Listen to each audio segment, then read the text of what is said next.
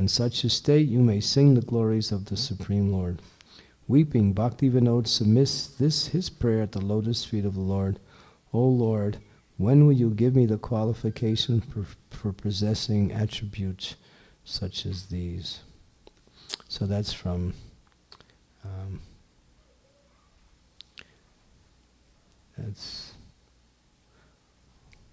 that's from Bhaktivinoda Thakur's commentary on the third verse of Shikshastakam prayers.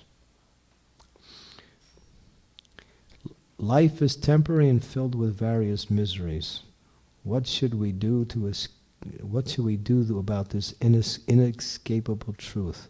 Therefore, carefully take shelter of the holy name and always remain in his service as your eternal companion. So he goes on and on. This is Namasraya, fully taking shelter of Krishna's holy name without any sense of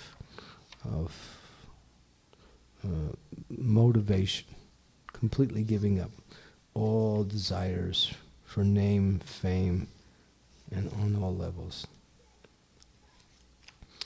That's the 8th key. And the 9th key is Krishna's causeless mercy. That's the last key. If we wish our attachment to Krishna and our desire to serve him to increase, we need this 9th key. It is the master key. The key that opens all the doors to our advancement into everything that has been discussed in this book. Ultimately, we can depend only on this key, on Krishna's causeless mercy.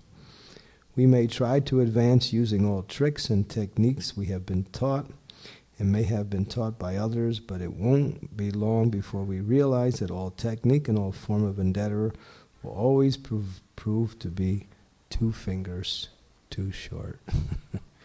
Referring to that pastime of Mother Yasoda trying to bind up Lord Krishna. So we have to beg for the mercy of the Lord. Ultimately, that's the key that makes all the other keys work.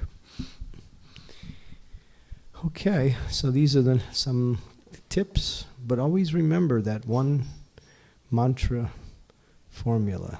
When the mind is going this way and that way, bring it back here, one mantra. Chant with the desire to meet the Lord in the holy name. Any questions? 9 keys. And yes.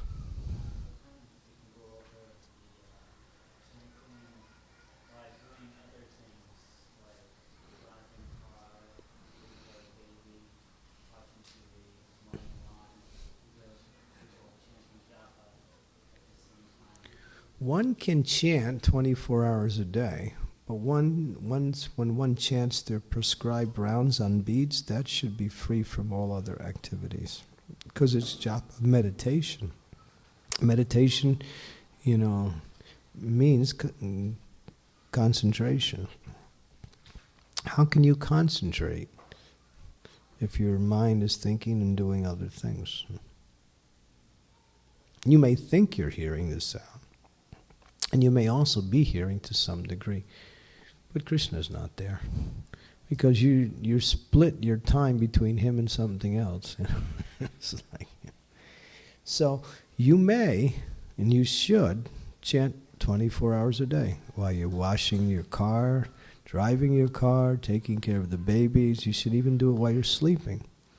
But on your beads, when you have to chant your prescribed rounds, those means no other activities.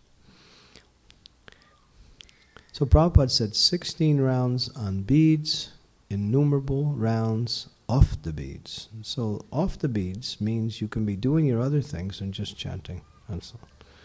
Because you want to remember Krishna, and chanting is the best way to remember Krishna.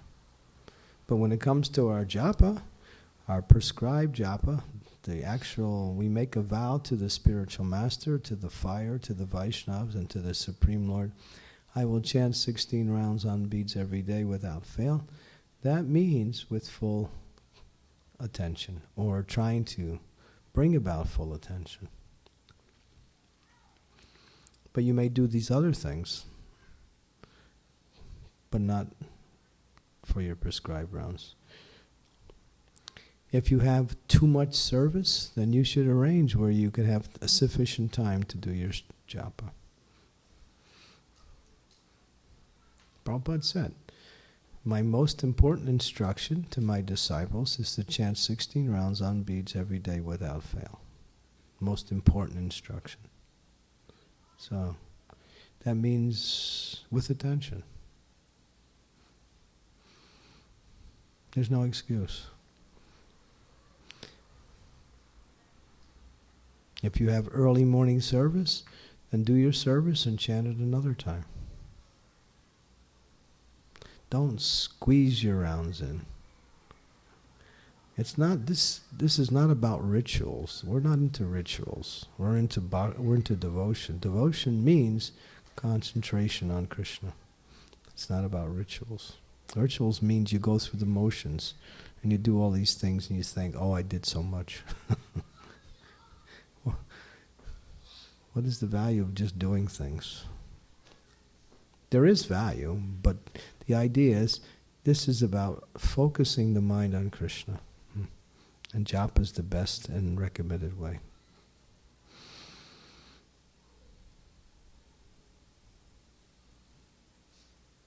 Okay?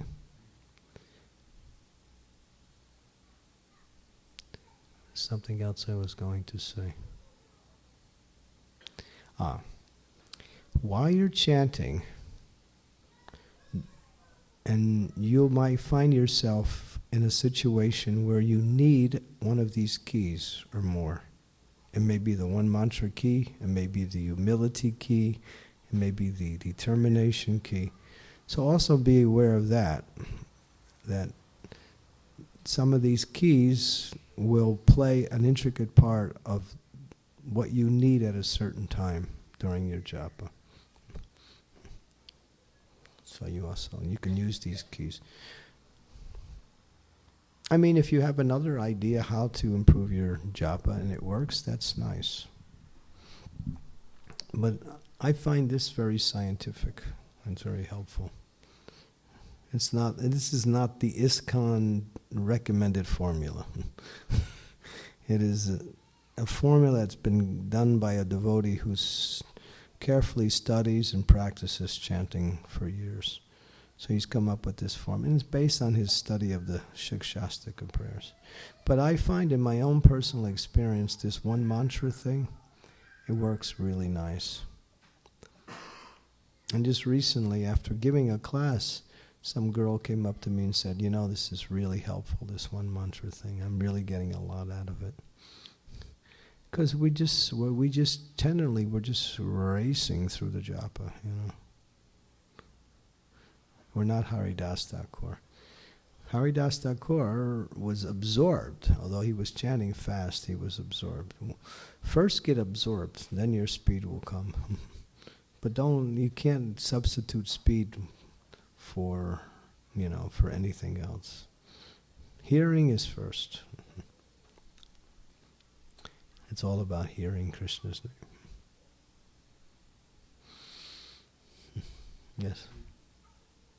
I found that the slower I try to chant, the more I'm able to get, and the speed Picks up, madam, yeah. If you go too slow, you can space out. But you have to hear nicely.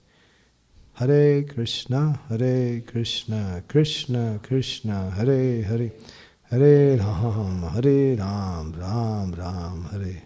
Wasn't that nice? That was nice. Want to do it again?